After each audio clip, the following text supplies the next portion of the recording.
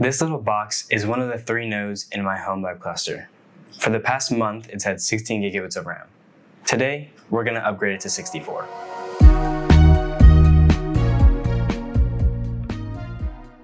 What you're looking at is an HP EliteDesk 800 G6 Mini. It's a business mini PC, around half the size of a ream of paper. And it's running Proxmox, which is a hypervisor that lets me run virtual machines on it. This is my PVE2.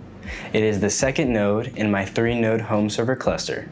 Its job is running my application services, an Ubuntu server VM that hosts a bunch of Docker containers, including an AI email triage system I built, fast API backend, PostgreSQL database, and makes calls to an LLM on my Mac Studio.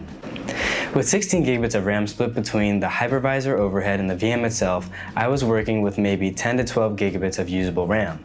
That's tight when you're running multiple containers and databases, so we're upgrading it. Here's the thing about Proxmox. The host OS itself eats a couple gigs just to run, so if your node has 16 gigs, your VM doesn't get 16 gigs. You're allocating maybe 12, and that's shared across everything running inside of it. I started noticing the squeeze when I was trying to add more services. I wanted to run more containers alongside the email triage stack, and I didn't have the headroom. The fix is straightforward, more RAM. And with mini PCs, there's actually a ceiling on how far you can go. The EliteDesk 800 G6 supports up to 64 gigabytes, 2 SO-DIMM slots, and they max out at 32 gig sticks each. And that's exactly what we're putting in today. One thing that trips people up when upgrading mini PCs, you can't use standard desktop RAM. These machines use SO-DIMM, which is a smaller laptop form factor. If you're upgrading a NUC, an EliteDesk, or an Optiplex Micro, or pretty much any compact form factor PC, SO-DIMM is what you need. Check your specific model spec sheet for the max supported capacity before you buy. I grabbed 2 32GB DDR4 sticks so that we can upgrade today. Flipping over the EliteDesk, we can see that the bottom panel comes off with just a couple screws.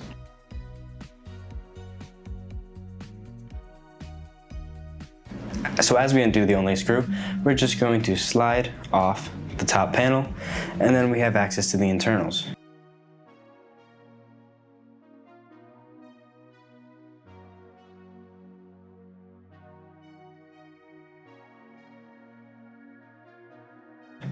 It may not be obvious exactly where the RAM is, but it is right under this fan right here. We see these screws, but this fan can just be popped out of place.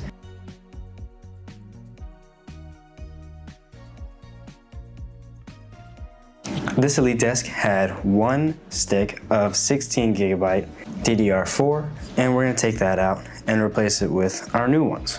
Here we have our 2 sticks of 32 gigabytes each, totaling 64 gigabytes of RAM that we're going to put inside of our EliteDesk.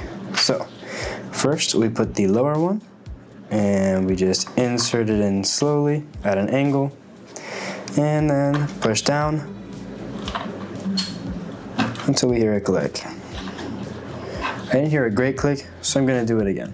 To insert the RAM, we are just going to insert it into the lower one first at an angle and push down to hear a click.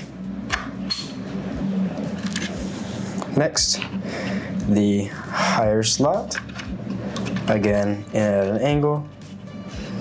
Slowly push it down into place, and then push down,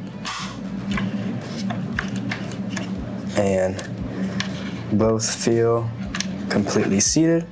We are now going to put the fan back as it was here. It's a bit tricky to move the cables in a way that it works, and it's set. Now we can slide back on the front plate.